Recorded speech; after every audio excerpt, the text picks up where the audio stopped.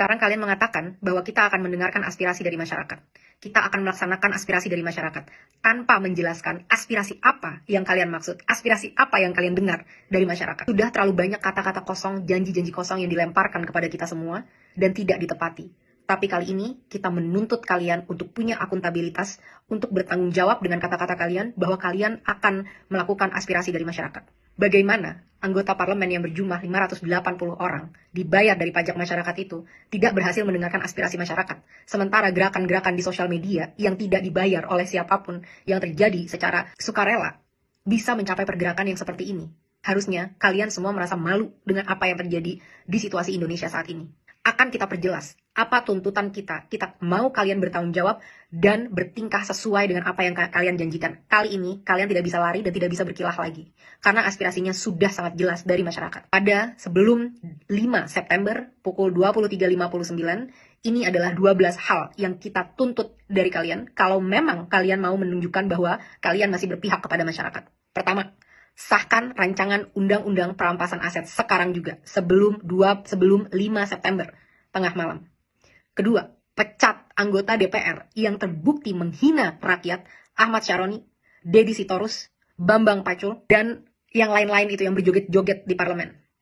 Mereka yang hanya mewakili kepentingan partai politik dan tidak kredibel untuk merepresentasikan kita, apalagi membuat kebijakan-kebijakan. Kita minta KPK, pahlawan kita, untuk segera cek seluruh harta dan aset mereka. Apakah itu didapat dari uang yang benar-benar legal atau ada permainan-permainan dari harta-harta tersebut. Crazy rich itu tidak mungkin bisa sekaya itu tanpa melakukan hal-hal yang tidak dibenarkan secara hukum. 3. Bebaskan pihak-pihak yang kalian tahan karena menyampaikan aspirasinya. Jangan salahkan semua terhadap masyarakat. Kalian juga harus bisa refleksi kenapa masyarakat bisa sampai semarah itu.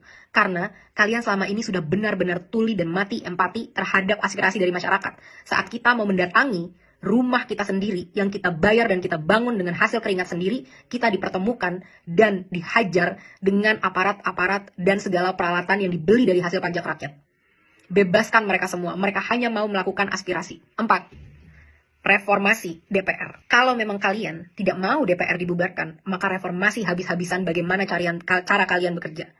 1. Audit secara transparan.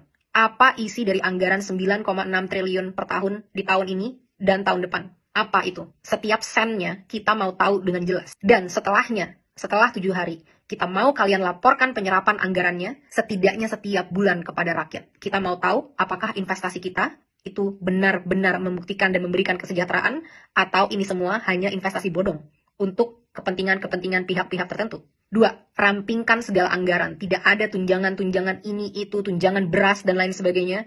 Dan rampingkan jumlah anggota DPR. Bersihkan DPR dari pengkhianat-pengkhianat rakyat. Pengkhianat-pengkhianat bosnya sendiri. Potong semua anggaran yang tidak urgent untuk kesejahteraan masyarakat. Rapat-rapat, kunjungan kerja ke luar negeri, patwal, dan semua itu tidak ada hubungannya dengan kesejahteraan masyarakat. Hentikan budaya gila hormat, karena kalian semua adalah karyawan. Bertingkahlah seperti karyawan. 3. Tolak mantan napi korupsi sebagai anggota DPR ataupun anggota BUMN. Tidak ada lagi penghargaan terhadap pengkhianat bangsa yang merampok kekayaan rakyat. 4. Hapuskan semua perlakuan istimewa yang menciptakan kesenjangan antara rakyat dan parlemen, yang membuat parlemen mati empatinya dan tidak mampu membuat kebijakan yang berpihak kepada rakyat. Contohnya, bayar pajak tidak boleh lagi ditanggung oleh APBN, harus ditanggung oleh individu. Kita tidak mau lagi melihat ada pengawalan khusus terhadap anggota parlemen. Mereka harus bertingkah layaknya masyarakat. Semua hidup kita urgent, apalagi kita yang bayarin gaji kalian dan infrastruktur dan operasional keberlangsungannya negara ini. Kita yang lebih penting dibanding kalian. Transportasi, tidak ada tunjangan mobil, cukup tunjangan untuk naik transportasi umum. 4. Hapuskan pensiunan seumur hidup bagi para anggota-anggota DPR yang masa kerjanya hanya 1 periode. Kita tidak mau lagi membayari mereka sampai akhir hayat kalau memang mereka tidak mau mengabdi dengan tulus kepada masyarakat. Kedepannya, kita mau KPK atau BPK untuk meninjau dan memeriksa harta dari segala anggota DPR, dan kita mau transparansi yang besar-besaran. Semua rapat-rapat diskusi kita mau itu ditunjukkan live secara online ke rakyat. Bahkan kalau bisa, rakyat harus selalu boleh masuk ke gedung DPR untuk mendengarkan dan melihat apa yang karyawannya sedang lakukan. 5.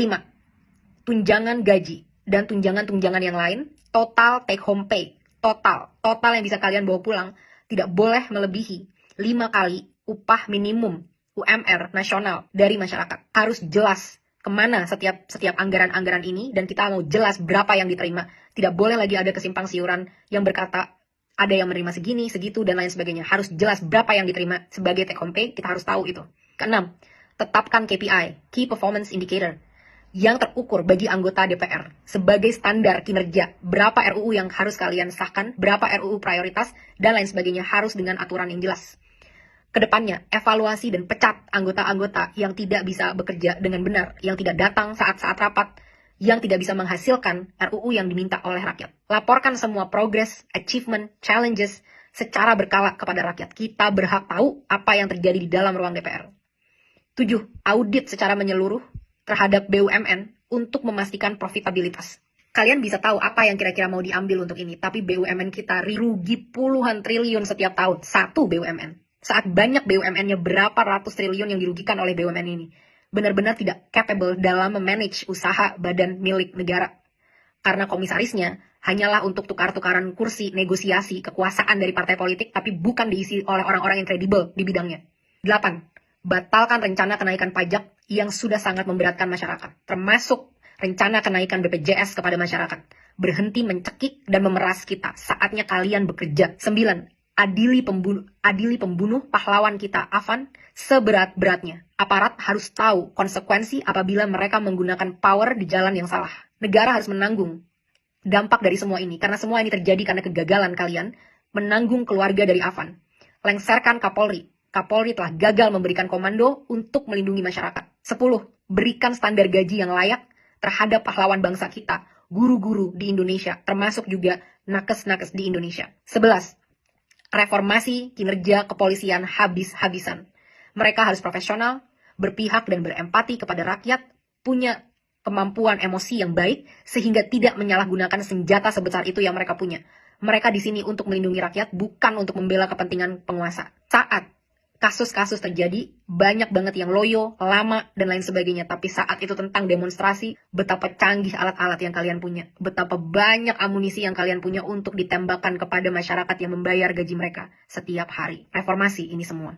Aspirasi sudah sangat jelas. Kalian punya 7 hari untuk bisa mewujudkan ini kalau memang kalian pantas memegang kedaulatan rakyat. Kita akan buktikan bersama-sama apakah kalian mampu dan benar-benar capable dalam melakukan ini, atau benar apa yang memang kita inginkan untuk membubarkan DPR.